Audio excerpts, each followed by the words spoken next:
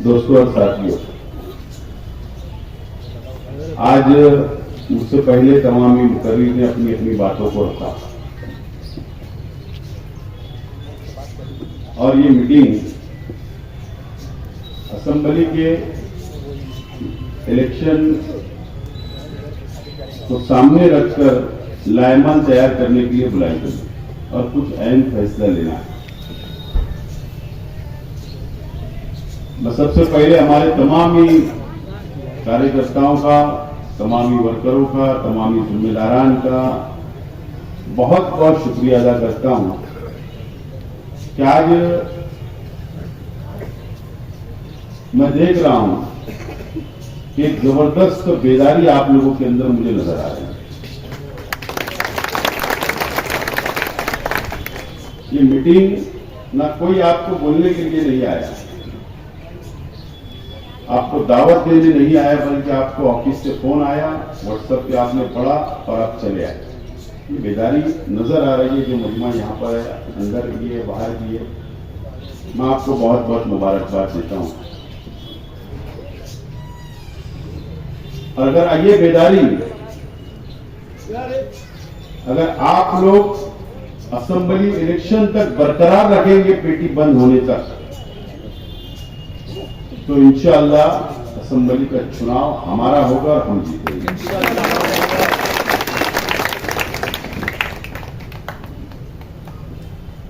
मुझे उम्मीद है कि आप लोग पेटी बंद होने तक बिल्कुल खामोश नहीं बैठेंगे। मुझे यहां बहुत ज्यादा भाषण नहीं करना है,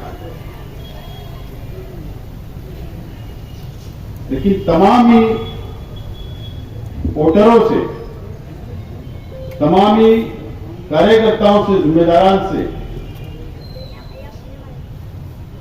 मैं अपील करता हूं कि ये हमारा अपना शहर 3 लाख से ज्यादा वोटों का हमारा अपना हल्का है और हमारा शहर 7 लाख से ज्यादा आबादी वाला शहर हमारा हो चुका है। मीडिया के तमाम ही साथी है, मैं उनको आज ही दावत दे रहा हूं कि 25 अगस्त को ये शहर को किसके पास गिरोह रखा है, गिरोह, ये शहर को कोई और चला रहा है, तो 25 तारीख को एक बड़ा स्क्रीन लगाकर शहर के तमाम ही मसलक के, तमाम ही हमारे तालीम याफ्ता, तमाम ही बुनकर, तमाम ही टीचर्स, तमाम ही शहर के मजदूर और तमाम ही शहर की आवाम के सामने बड़ा स्क्रीन लगाकर बताऊंगा कि ये शहर 2 सालों से कौन चला रहा है और किसने किसको गिरोह रखा है। ये मैं आज आपको बता रहा हूं, आज ही दावत दे रहा हूं। और इस शहर को भी मानना पड़ेगा, यहाँ के मीडिया को भी मानना पड़ेगा और यहाँ के शहर के तमाम हिंदू मुसलमानों को मानना पड़ेगा कि ये शहर किसके हाथ में गिरोह है और कौन चला रहा है।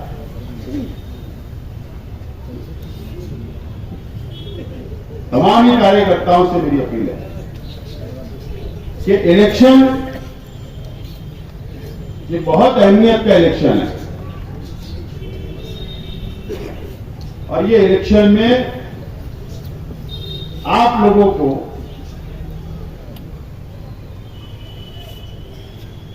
शोर मचाकर, रास्ते के ऊपर आकर, जलसा और जुलूस के अंदर आकर आप लोगों को इलेक्शन नहीं लड़ना। आपको ये इलेक्शन होम टू होम जाकर, घर घर जाकर, गली के अंदर रहकर, मोहल्ले के अंदर रहकर, रिश्तेदारों के अंदर रहकर, दोस्तों के अंदर रहकर एक दूसरे को बोलकर, एक दूसरे कन्विंस कर वोट मांगना है और मजबूती के साथ हम लोगों को फील्ड के ऊपर जमकर हमको ये इलेक्शन लड़ना होगा। बहुत अच्छे। आमतौर पर हमने देखा कि हमारी हार की वजह हमने जब तलाश की पिछला इलेक्शन हम क्यों हारे, ये 5 साल हमने तजुर्बा लिया, समझा, और नतीजा यह आया कि हम लोग स्कूल के बाहर, रास्ते पर, जलसे के अंदर, जुलूस के अंदर मोर्चा निकालकर हम लोग रास्ते पर रहते हैं और हमारी मुखालिफ पार्टियां घर तक रहती है, गली तक रहती है। इसके लिए हम लोग इलेक्शन हार जाते हैं। तो अब हमको जलसा, जुलूस, रास्ते के ऊपर आकर नहीं, घर घर जाकर एक दूसरे को बोलकर, पोलिंग बूथ पर ले जाकर हम लोगों को इलेक्शन लड़ना है। और जब ही हम जीत सकते हैं इलेक्शन, जब ही हम लोग जीत सकते हैं जब आप लोग का साथ रहा, आप लोग घर घर जाएंगे, आप लोग गली मोहल्ले में जाएंगे, जब जाकर हम लोग इलेक्शन जीत सकते हैं। नहीं तो ऐसे इलेक्शन हम लोग नहीं जीत सकते।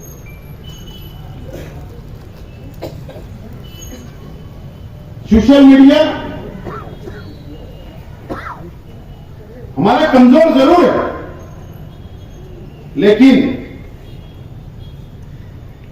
आने वाले चंद दिनों के अंदर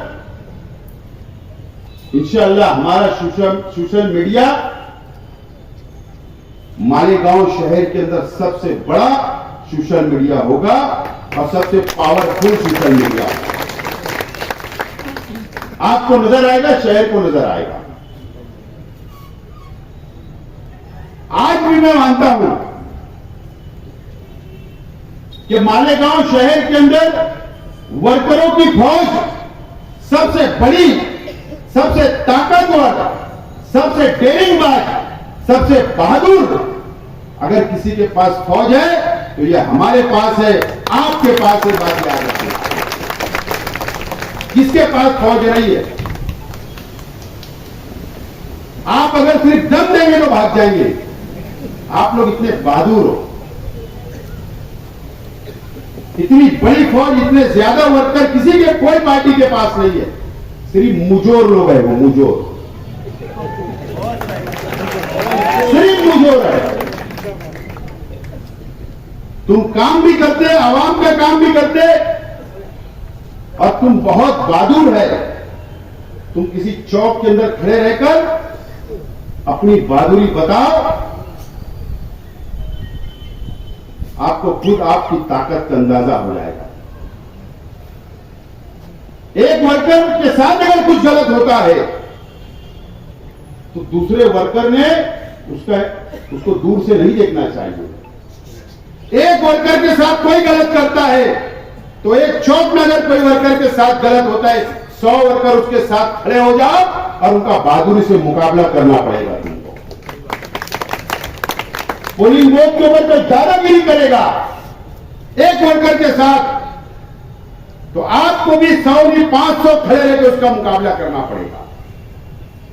वो सिर्फ मुजोर है, आपसे वो मुकाबला नहीं कर सकते। मैं आज आपको बोल रहा हूं, आपने अपनी ताकत का अभी तक अंदाजा ही नहीं लगाया। जिस दिन आपको अपनी ताकत का अंदाजा हो जाएगा, ये शहर के अंदर सिर्फ हमारा राज होगा, हमारा। हम इख्तियार करेंगे, हम शहर का विकास करेंगे, शहर का डेवलप करेंगे, शहर के अंदर सबको साथ लेकर चलेंगे। आप अपने अंदर अपने ताकत का अंदाजा लगाना सीख जाओ, यकीन जाना।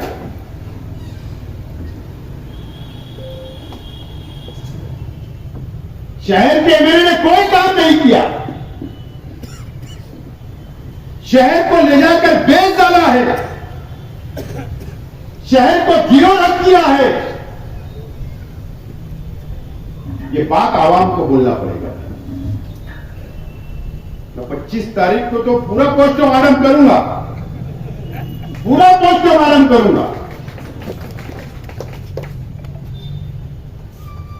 और तो याद रखना, अगर हमने ये शहर के अंदर, ये शहर की आवाम से मेरी अपील है, शहर की आवाम से मैं बोलना चाहता हूं कि अगर इस मर्तबा शहर ने कोई गलती कर ली तो आने वाली नस्ल इस शहर की आवाम को कभी माफ नहीं करेगी। हमारी नस्ल ये हमारा शहर पूरे हिंदुस्तान में, पूरे महाराष्ट्र में ये एक ऐसा शहर है जहां पर मुस्लिम मेयर होता है हमेशा आजादी के बाद से, स्टैंडिंग चेयरमैन होता है, सबसे ज्यादा कारपोरेटर होते हैं। यह अलग बात है कि शेख रशीद साहब और हमारी पॉलिसी रही कि हिंदू भाई, दलित भाई आदि सबको साथ लेकर चलने की, लेकिन आज ये शहर जिस मोड़ पर खड़ा है, जिस जगह खड़ा है, आने वाली नस्ल कभी माफ नहीं करेगी। अगर एक जाहिल, एक सियासी आदमी अगर बीजेपी को वोट दे देगा तो उसका बायकाट, समाजी बायकाट होगा। ये शहर इतना बेदार शहर है, लेकिन एक आलिम वोट दे देता है बीजेपी को एमएलसी चुनाव में, राज्यसभा में, ये शहर खामोश है, देख रहा है। यह बहुत ताज्जुब की बात है, बहुत अफसोस की बात है। नीतीश राणे मालेगांव के किले के ऊपर आ जाता है, वहां से ऐलान करता है कि यहां की बस्ती उखाड़ दूंगा, इस शहर को बर्बाद कर दूंगा। लैंड जात के नाम पर असेंबली के अंदर बोलता है और यहां का एमएलए खामोश रहा। असेंबली का इजलास 12 जुलाई को खत्म हुआ, एक लफ्ज ये शहर के एमएलए ने नहीं बोला। इतना डरपोक ये शहर को बना दिया गया, इतना डरपोक एमएलए शहर को मिला, उसके बाद भी ये शहर खामोशी से देख रहा था। बहुत ताज्जुब, बहुत ताज्जुब है। एक वजीर 40 गांव फाटे के ऊपर कुरैश जमात के लोग, जो उनका धंधा व्यापार है, वो जानवर लाते और एक वजीर रोक लेता है। हमारे शहर का एमएलए खामोश है। इतना बुज़दिल ये शहर को बना दिया गया, इतना बुज़दिल एमएलए है, उसके बाद ये शहर खामोश है।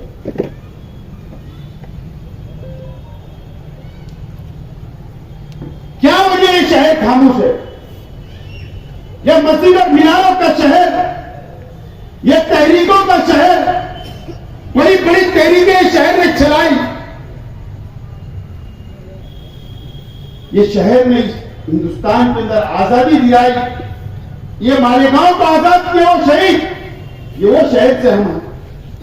और आज इतना बुज़दिल ये शहर हो गया। एक वजीर गाड़ी रोकता है, कम से कम एक प्रेस में नहीं बोला जाता, असेंबली में नहीं बोला जाता, एक मेमोरेंडम नहीं लिया जाता। अनेक मॉब लिंचिंग ये शहर के अंदर हो गई, अनेक लोगों को बांध के मारा गया। उसके बाद ये शहर का एमएलए खामोश रहा और शहर देखते रहा, देख रहा है। ये बहुत अफसोस की बात है। कब ये शहर बेदार होगा? कब ये शहर सियासी फैसला लेगा? अब वक्त आ गया है सियासी फैसला लेने का। इस शहर को मैं याद दिलाना चाहता हूं, अली अकबर ग्राउंड के ऊपर असेंबली के इलेक्शन के वक्त असदुद्दीन अवैसी साहब आए थे और उनके बुज़दिल उम्मीदवार के लिए कहा कि मेरे तेरा वोट मुंह देखकर वोट दो, मैं हर 2 महीना 3 महीने पर मालेगांव आऊंगा। 5 साल मुकम्मल होने पा रहे और इसी साथ तुम नहीं आए, लेकिन ये शहर ने कभी सवाल नहीं किया। अब आएगी फिर जज्बाती बातें, फिर कौम और मिलत। लेकिन अवैसी साहब, आपने कभी तुम्हारे एमएलए से नहीं पूछा कि तुमने बीजेपी को क्यों वोट दिया, तुमने राज्यसभा में बीजेपी को क्यों वोट दिया, एमएलसी का क्यों वोट दिया? कब पूछोगे? तुम टिकट तो दोगे, लेकिन सवाल नहीं करेंगे। इसका जवाबदार कौन है? शहर कब सवाल करेगा? मैं बहुत फिक्रमंद हूं। एक वक्त आएगा कि फिरका प्रस्त अंदर घुसकर जुल्म करेंगे, मौत लीचिंग करेंगे। अगर ऐसा घुसदी रहे मेरे शहर को मिला वापस तो। और हुआ क्या हुआ? ये 2 सालों से क्या हुआ? हम किसी धर्म के खिलाफ शेख आसिफ नहीं है। ये शहर कोई धर्म के खिलाफ नहीं है। अगर कोई देवी की यात्रा जाती तो हम उसके खिलाफ नहीं है। कल भी जा रही थी, आज भी और कल भी जाए, हमें कोई एतराज नहीं है। लेकिन 2 सालों से एक वजीर का लड़का हजारों लोग को लेकर शहर से गुजर रहा है। रमजान महीने में तरावी की नमाज हो रही है, अजान हो रही है। ये शहर ने कभी नहीं पूछा और न ये एमएलए ने कभी पूछा, कभी नहीं पूछा गया, किसी ने सवाल नहीं किया। मैं कुल जमाती तंजीम से भी आज मेरा सवाल है, मैं उनके खिलाफ नहीं हूं, मैं आपके खिलाफ नहीं हूं, कुल जमाती तंजीम के मैं खिलाफ नहीं हूं। अगर आप नुमाइंदगी करते तो आज आप पर भी वक्त आया है कि 5 साल का हिसाब इस एमएलए से आपको लेना पड़ेगा। कब आप सवाल करोगे? कब यह शहर बेदार होगा? अब ये शहर को बेदार करने की जिम्मेदारी हम उन पार्टियों से हमको नहीं है उम्मीद जिन्होंने तलवे चाटे वजीर के, जिन्होंने चप्पल संभाली सीएम साहब की। उनके वर्करों से हमें उम्मीद नहीं है, आपसे मुझे उम्मीद है। शहर आपकी तरफ देख रहा है, आपको सवाल करना पड़ेगा, चौक चौराहों पे बताना पड़ेगा। ये शहर आपकी तरफ देख रहा है। आज मैं बोल रहा हूं, एक पार्टी का उम्मीदवार हो, 2 का हो, 3 का हो, 4 का हो, हमें उससे कोई लेना देना नहीं। हम कैसे मजबूत हो गए इसके ऊपर तवज्जो देना चाहिए। ना हमने कल उनके सारे इलेक्शन लड़ा और ना आज हमें उनके सारे इलेक्शन लड़ना है। हमारे दम पर, हमारी ताकत पर, शहर के आवाम के भरोसे और अल्लाह भरोसे हमको इलेक्शन लड़ना है। किसी के भरोसे यहां नहीं लेना। हो सकता कितनी भी पार्टियां इलेक्शन लड़े ना लड़े, इससे पहले भी मैं बोला करता था, बहुत तकलीफ होती। डायमंड लाउंज में कहा कि पानी की टाकी बीएमसी है, लेकिन वो लीकेज खत्म नहीं हुआ। आज 4 बजे लीकेज पूरा पैक हो गया। आज 4 बजे। अरे जिनकी जिंदगी चली गई वर्करी करते हुए किसी की, वो क्या हमारे सामने असेंबली करे? नहीं लड़ सकते। कल भी वर्करी, आज भी वर्करी और कल भी वर्करी करेगी। आज बोल रहा हूं, आज 4 बजे फिनिश। अब अभी मेरी तकरीर के बाद फिर शुरू में इसको कैसे पता चला? सुबह ही मालूम पड़ गया था 4 बजे बैठा। इस सौदा 1 CR 2 CR मेयर चेयरमैनशिप जो भी सौदा हुआ होगा भी बाहर नहीं आएंगे। ठीक है, कम से कम निहाल अहमद साहब की इज्जत तो ये समाजवादी वाले ने रखी। लड़की तो रख ली, लड़की इज्जत बचा रही है। निहाल अहमद मौलवी मोहम्मद उस्मान साहब जो महाराष्ट्र के अपोजिशन लीडर, जो महाराष्ट्र की सरकार में एक वक्त कैबिनेट मंत्री, उनकी तोती बोला करती थी महाराष्ट्र को। ये हमने भी देखा, सुना।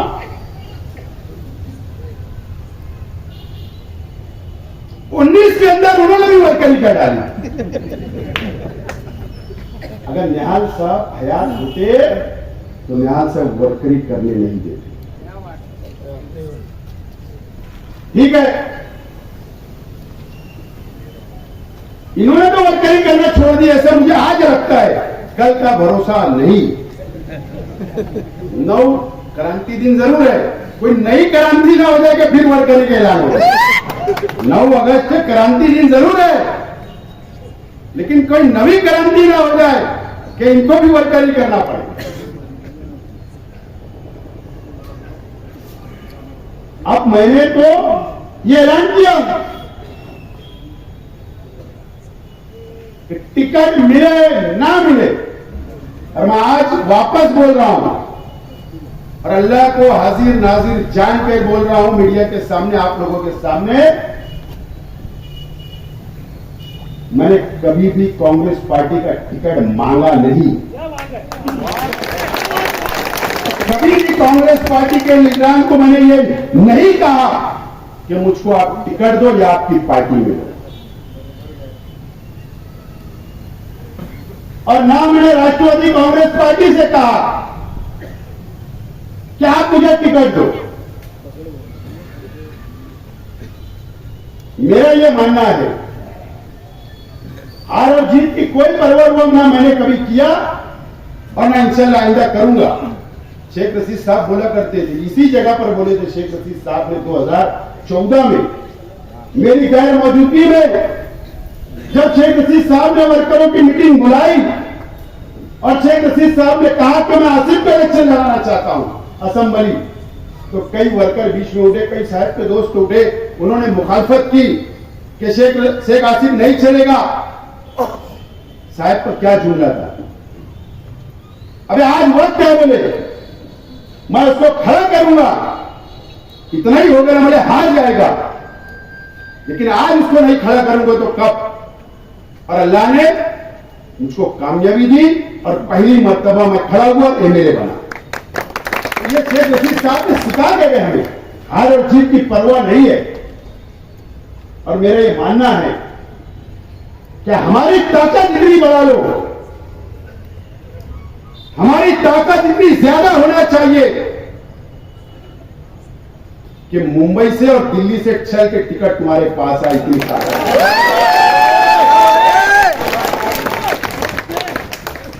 और मैं कभी भी टिकट मांगने कहीं जाऊंगा नहीं, ये दोबारा बोल रहा हूं।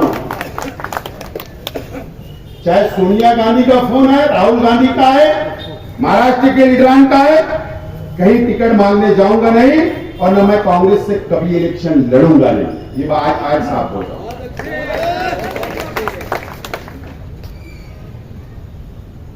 लेकिन मैंने उस वक्त भी कहा था, आज भी बोल रहा हूं कि 90% आज के जहन में आप बैठा लो कि हमको आजाद उम्मीदवार इलेक्शन लड़ रहा है, आजाद उम्मीदवार बनाऊंगा मैं एक बड़ा प्लेटफॉर्म।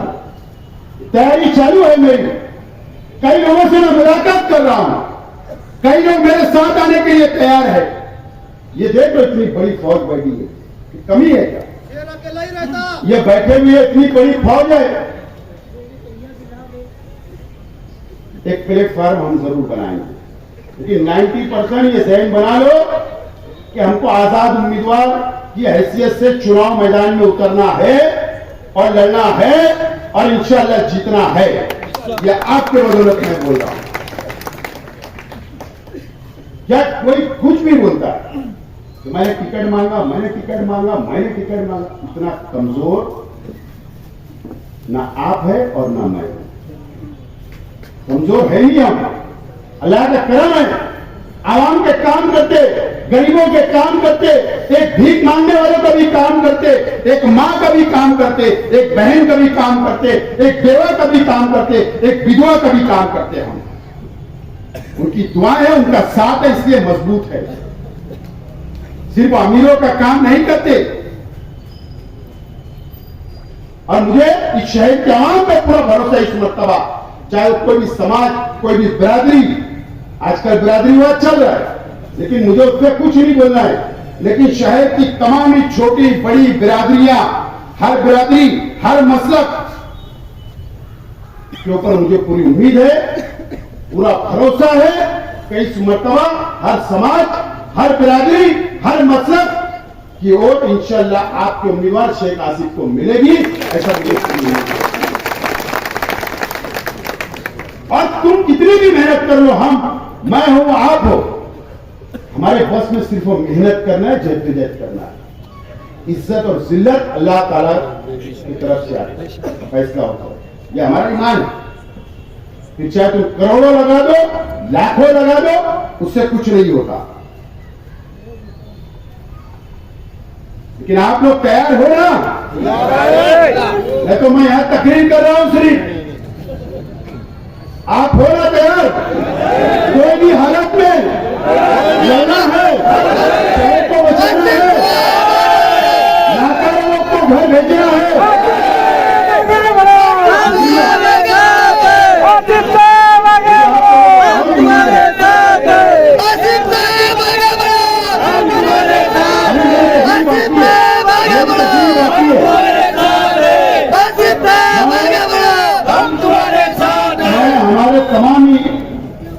कार्यकर्ताओं से हाथ जोड़कर मेरी गुजारिश है, बैठिए मेरी बात, हाथ जोड़कर मेरी गुजारिश है, चाहे वो बहुत छोटा वर्कर हो, बड़ा हो, कारपोरेटर हो, साबिक कारपोरेटर हो, पदाधिकारी हो, पार्टी का जिम्मेदार हो, कोई भी शख्स हो, आज मुझसे नाराज मत होइए। आज मुझसे नाराज मत होइए, दुख होता है। 5 साल मैंने मेरे परिवार ने आपको संभाला है, माफी के साथ बोल रहा हूं, 5 साल संभाला है। हमारे काम आगे पीछे करके हम वर्करों के लिए लड़ते हैं, जीते। लेकिन ऐसे वक्तों के अंदर, इलेक्शन के वक्त, अगर नाराज होंगे तो दुख होता है। आपको नाराज होने का पूरा हक है, लेकिन इलेक्शन की पेटी बंद होकर आकर यहां बैठ जाने का ये मसला है। हम तुमसे नाराज थे, लेकिन कल नहीं बोले थे, आज बोल रहे। आना तुम्हारी बात सर आंखों पर, तुम्हारी हर बात ठीक है, इंसान हो, गलतियां हुई होगी, लेकिन इसका मतलब आप नाराज हो जाए, ऐसा नहीं। एक इंसान से गलती होती है, मैं माफी मांगता हूं, माफी चाहता हूं, लेकिन ये वक्त नाराज होने का नहीं है। और मैं तमाम इच्छुक उम्मीदवार से अपील करता हूं, गुजारिश करता हूं माफी के साथ कि आप ये इलेक्शन आपका इलेक्शन समझ के रहिए, आपका इलेक्शन समझ के। जो भी ख्वाहिशमंद हो, आपको भी कमर कसना है। मैं कई लोगों के पास जाता हूं, कई लोगों को बोलता हूं खड़े रहो, ये काम करो, वो काम करो, लेकिन मेरे जाने के बाद मुझे वो नजर नहीं आ रहा है, वो काम नजर नहीं आ रहा है। माफी के साथ आप ये इलेक्शन असेंबली आपका इलेक्शन समझ के लड़ो, कल आपका कारपोरेशन मैं मेरा इलेक्शन समझ के लड़ूंगा। आज आप मुझे कामयाब करो, कल तुम्हारे लिए जान लगा दूंगा और तुमको कामयाब करने के रात दिन एक करूंगा। तन मन धन तुम्हारे लिए सब लगाऊंगा, मेरा परिवार लगाएगा। लेकिन आज आप धन मत लगाओ, लेकिन कम से कम आप अपना वक्त लगाओ, ये मेरी अपील है। लेकिन ये बहुत 2-3 महीने बहुत अहमियत है, बहुत कम वक्त बचा है। अक्टूबर में चुनाव होंगे, सामने ताकत एक मजहबी शख्स है कि जज्बाती भी साथ में जुड़ जाता है, फिर जो पाखंड उनको करना पाखंड भी करते हैं, फिर भैया के लिए बहन वोट भी मांगती है। एक हो भी गया इस्तेमाल, अभी बोर्ड अलग का 5 साल नहीं लगे, 1 रुपये में बोले आपका मेडिकल फ्री, ये ऑपरेशन फ्री करा देंगे, वो ऑपरेशन। 5 साल पहले से बोर्ड लगाते तो शहर आजमा लेता, 2 महीने में क्या आजमाएगा शहर। बोर्ड लगा के लोगों को बेवकूफ बनाने की मशीन, बेवकूफ बना रहे हैं, बेवकूफ समझ रहे हैं शहर के आवाम को कि मेरे झांसे में आ जाएंगे। जो तुमने बोर्ड लगाए ना, उसका पोस्टमार्टम ये मानव समाचार के पास है, निकाल लगा, अनुभव नहीं निकाला तो मटेरियल बाहर, इतना बड़ा फ्रॉड था। मैं आप लोगों से बोलना चाहता हूं, यूट्यूब चैनल मेरी बात याद नोट कर लो, मैं जो बात बोलता हूं सच बोलता हूं। इन्होंने शहर के उलमाओं से,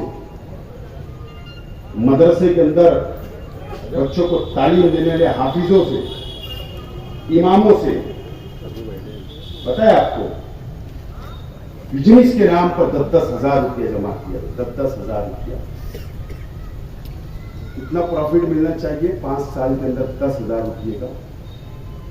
अगर आप एक गोली बिस्किट की दुकान भी लगाते थे वो, तो कम से कम 5 साल के अंदर 50 हजार रुपया कम से कम कमाते थे। कितना मिला होगा प्रॉफिट? 1 के 40 रुपया, 1 के 40 रुपया, 1 के 40 रुपया तुम्हारा बच्चे का खर्च है, जेब का रोजाना का। और उसमें से भी न तो मेरा जवाब देना, आधे लोग को पैसा अभी भी नहीं दिया गया, 10-10 हजार रुपया उनका ले लिया गया, आज तक उनको हिसाब भी नहीं दिया गया, उनका पूरा पैसा नहीं दिया गया। इसका जवाब कौन देगा? तुम शहर को बेवकूफ समझते हो, तुम आलिमों को भी धोखा दिया, हाफिजों को भी तुमने धोखा दिया। इसका जवाब कौन देगा? तो जवाब देना पड़ेगा। अब शहर जवाब मांगेगा, हम जवाब मांगेंगे, हमारा एक कार्यकर्ता जवाब मांगेगा। और ये जिम्मेदार अब गली गली घूमेंगे, हिसाब मांगेंगे, जवाब देना पड़ेगा। शहर के आवाम से मैं बोलना चाहता हूं कि मैं आपके पास और मांगने के लिए आऊंगा। आपको याद करना होगा मेरे 5 साल मेरे चिट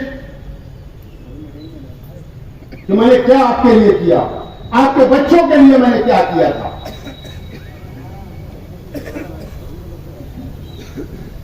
आपको याद करना होगा, आपके बच्चों को मैंने किताबें हाथ में दिया था, कलम हाथ में दिया था, लेकिन मुझे सिला क्या मिला? लेकिन मैं आ रहा हूं दोबारा आपसे वोट मांगने के लिए। अगर ये शहर को बर्बाद होने से बचाना है, हम वो कौम नहीं है जो बुज़दिल हो, हम वो कौम नहीं है कि किसी के सामने झुक जाए, हम वो कौम नहीं है कि किसी की गुलामी करे हम। मैं आ रहा हूं आपसे वोट मांगने के लिए। आप मुझको एमएलए बनाकर असेंबली के अंदर भेजो। मैं बुनकर भाइयों से भी कहना चाहता हूं, हमने 1,98,000 वोट दिया, यह हमारी जिम्मेदारी थी, हमारी मजबूरी थी कि हमको भाजपा नहीं चाहिए था, ना आपको, ना मुझको, ना मुल्क के कोई मुसलमानों को भाजपा नहीं चाहिए था, और हमने उसको घर बैठाने का काम किया। ये कम से कम हल्के से ये हम मान सकते हैं। मुबारकबाद शहर को, लेकिन शोभा बचाओ या बचाने के लिए शहर नहीं आएगी, नहीं आएगी। और अगर आएगी भी तो उसकी नहीं सुनी जाएगी। लेकिन मरकज के अंदर भारतीय जनता पार्टी बैठी है, अभी से टोनिंग हो रही है। अभी ये सरकार ने हमको 1,98,000 और भारतीय जनता पार्टी ये शहर को मशहूर कर दिया है। 1,98,000 बोला जा रहा है। अधिकारियों के कुछ टीचर मुझे मिले, जिला परिषद या शिक्षण अधिकारी विभाग में एक मीटिंग थी। एक अधिकारी ने कहा कि आपने 1,98,000 वोट दिया। बोले आपको तो, बोले मैं देखूंगा अब शहर को। वो दम दे रहा है। तो ये शहर, ये नुमाइंदा, ये शहर बचाने के लिए आपको चुन कर देना है। अगर ये शहर को बचाना है, ये शहर का मुस्तकबिल अगर संवारना है, अगर यहां के सनत को बचाना है, यहां के एजुकेशन को बचाना है, यहां के गरीबों को बचाना है, इस शहर को बचाना है, तो आपको मैं साफ तौर पर बोल रहा हूं, मुझको छोड़कर दो। अपील कर रहा हूं हाथ जोड़कर और अगर आपने जिम्मेदारी दी तो मेरी जान भी चले जाएगी, ये शहर के ऊपर आंच नहीं लाने दूंगा इंशाअल्लाह। एक मरतबा मौका दो, एक मरतबा। वहां पर अस्तीन चलाने वाले एमएलए चलेगा हाउस में, खींचने वाला चलेगा। 25,000 में तो भागने वाला नहीं चलेगा। मैं एकदम साफ अल्फाज में आज बोल रहा हूं शहर के, एक मरतबा अजमा लो, नाकाम हो जाऊंगा तो घर बैठ जाऊंगा। एक मरतबा मौका दो। ये ना आपने मुफ्ती साहब को 5 साल में क्या हासिल हुआ, आप खुद जायजा लो, आप खुद जायजा लो। अगर एक आदमी, एक शख्स अगर कामयाब एमएलए होता, अगर वो विकास करता, अगर वो डेवलप करता, तो वो विकास के नाम पर वोट मांगता, डेवलप के नाम पर वोट मांगता कि मैंने सनत के लिए किया मुझे वोट दो, मैंने तुम्हारे बच्चों के लिए ये किया मुझे वोट दो। लेकिन वो शख्स किस नाम पर वोट मांग रहा है मैं मेरी जबान से बोलना नहीं चाहता। आपने यूट्यूब के ऊपर देखा है उनकी सोशल मीडिया की मीटिंग के अंदर उस आदमी ने किस बुनियाद पर वोट मांगा। इसका मतलब वो आदमी नाकाम हो चुका और उनके साथ साथ जिम्मेदार 19 के अंदर जो उनके मंच पर थे वो भी नाकाम हो गए। अगर समाजवादी पार्टी ये सोच रही होगी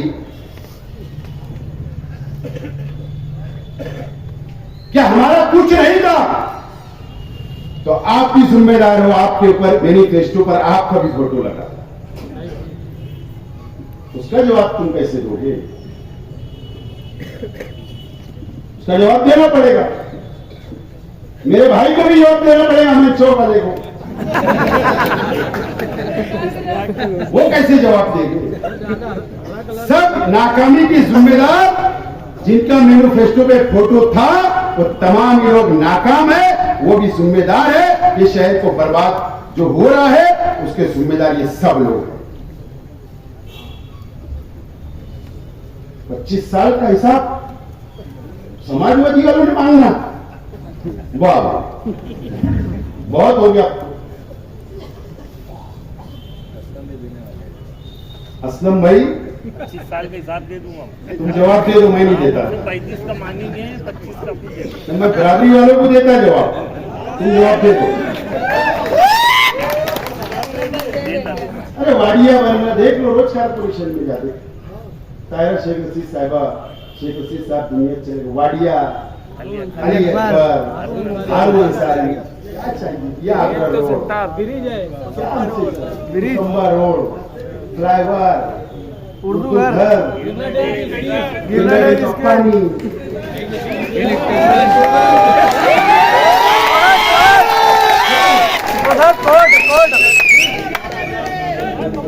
क्या है मुझे बताओ, मुझसे काम पूछो।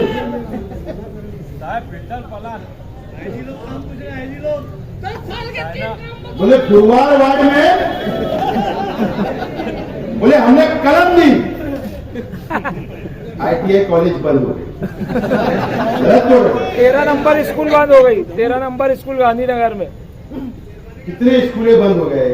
कटेगा तो फीस लेके पढ़ाई ना, खिदमत खल कर अभी खिदमत खल कर चल रहे हैं, ऐलान कर दो बिना फीस के पढ़ाए जाएंगे बच्चे, ऐलान कर दो हम पढ़ेंगे।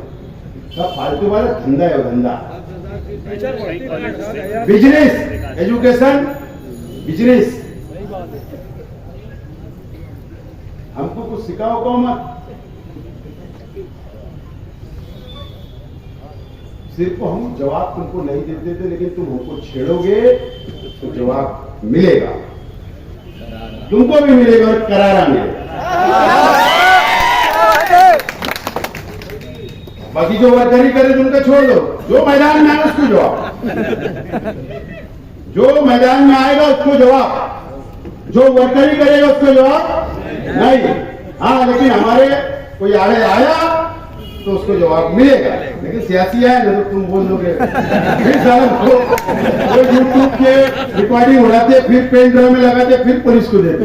शेख आसिफ ने ऐसा बोला था और फिर घाटा हो गया। सियासी तकरीर करता हूँ उसको अलग ही करने देते क्या पेन ड्रा में निकालते शेख आसिफ ने अयूब नगर में ऐसा बोला, शेख आसिफ ने यहाँ पर ऐसा बोला। अरे सर ये क्या तमाशा, सियासी तकरीर करता हूं मैं। एक भी क्रिमिनल केस शेख आसिफ पर नहीं, एक भी क्रिमिनल। इसका सुन दो, मुफ्ती साहब पे 353 एक डांगे को मारने 353 है ना, मालूम है तुमको? 353 और टांगे को मारा जाए डॉक्टर टांगे को 353 है, क्रिमिनल है वो। गालियां दिए थे, वीडियो है ना यार। मुस्तकीम पे क्या है, मेरी खाला के लड़के पे, मेरी खाला का लड़का मेरे बाजू में रहता है ना। 12 नंबर का केस, उसने बोला ना सबसे बड़ा गुंडा मैं, मैंने बोला कि कभी गुंडा मैं, बोल दिया। सबसे साफ सुथरा कैंडिडेट आपको बता, सबसे साफ सुथरा कैंडिडेट है। अब कैसा कैंडिडेट चाहिए? हाँ, ये सबसे साफ सुथरा कैंडिडेट मिल रहा है शहर को। कोई क्रिमिनल रिकॉर्ड नहीं, सिर्फ जलसा 11 तक चलाना, धरना देना, आंदोलन करना, कौम के लिए मुंबई के तो अटक कर लेना, सब केसेस है, सब कौम के लिए। मेरे लिए कोई केसेस नहीं है, क्रिमिनल नहीं हूं, एकदम साफ सुथरा हूं, उससे अच्छा उम्मीदवार शहर में है ही नहीं। और अगर कोई बीच में और आ गए, मेरे भाई पे भी केसेस मालूम है, राकेश चोर मालूम है कि नहीं? राकेश चोर बाहर से भी ले लेना पड़ा, मालूम है। अब अगर कोई तीसरा चौथा जब आएगा तो उनका भी समाचार अपन जब लेंगे, आज छोड़ देते। लेकिन मैं शहर के आवाम से मेरी बहुत तड़प है, मैं बहुत तड़प से बोल रहा हूं कि शहर को बचा लो, शहर को बचा लो, हमें तो ये शहर बर्बाद हो जाएगा। मैं तुमको साफ अल्फाज में बोल रहा हूं, और बर्बाद हो चुका उसका 25 तारीख को बताऊंगा। मेरे बुनकर भाइयों से मैं बोलना चाहता हूं, मैंने कभी आपसे काम के नाम पर रोक नहीं मांगा, कम से कम मैंने साइजिंगों का काम किया, उसी नाम पर रोक दे दो। कोई नहीं कर सकता था उसका, अल्लाह का करम है। कमिश्नर को भी कानून सिखाना और रास्ता बताना हमें सिखाते हैं। वही बात नहीं बोल रहा हूं, कोई मैं मेरे तारीफ नहीं करता हूं, पूछ लेने तो जितने बैठे हमारे सीनियर सब तारीफ करेगा। कौन सा काम अगर उसको नहीं समझ रहे तो बताता हूं कि ये काम ऐसा कर ले, हो जाएगा। तो साइजिंग वालों का काम बहुत टेढ़ा था, एनजीटी का, एनजीटी बोले सुप्रीम कोर्ट के लेवल की कोड है, लेकिन अल्लाह का करम, अल्लाह ने मुझसे काम लिया और सब साथ चल रहे थे ना। दिल्ली गए, बंबई गए, पोल्यूशन कंट्रोल बोर्ड में, नासिक, मुंबई, सबका रिस्टार्ट निकाल कर आया इसी नाम पर। लेकिन मैं बोलता हूं मैं काम करने वाला हूं, ठीक है। कुछ लोग नाराज है, चलता है, कुछ लोग मुझे आगे से देख रहे तो अन्नी काट दे रहे, वो भी दिखता मुझे। कुछ लोग सोच विचार में है, तेरा भी आए हैं वोट मांगने, क्या जवाब देना, क्योंकि 5 साल उनके स्टेज पे थे, अब कैसे करना। ठीक है, मैं उम्मीदवार हूं, वोट की भीख मांगने के लिए आऊंगा, तुम दो या मत दो, तुम्हारी मर्जी है। लेकिन अगर सच्चाई और हक है तो सिर्फ शेख आसिफ पे बात।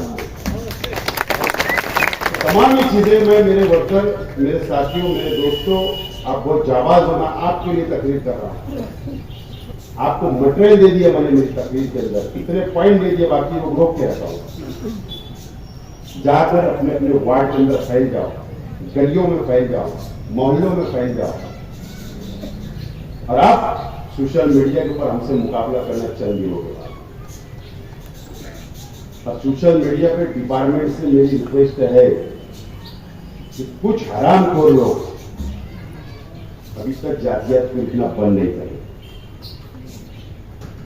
तो हम खामोश है तो इसका मतलब गलत मत लो। हालांकि इलेक्शन बाद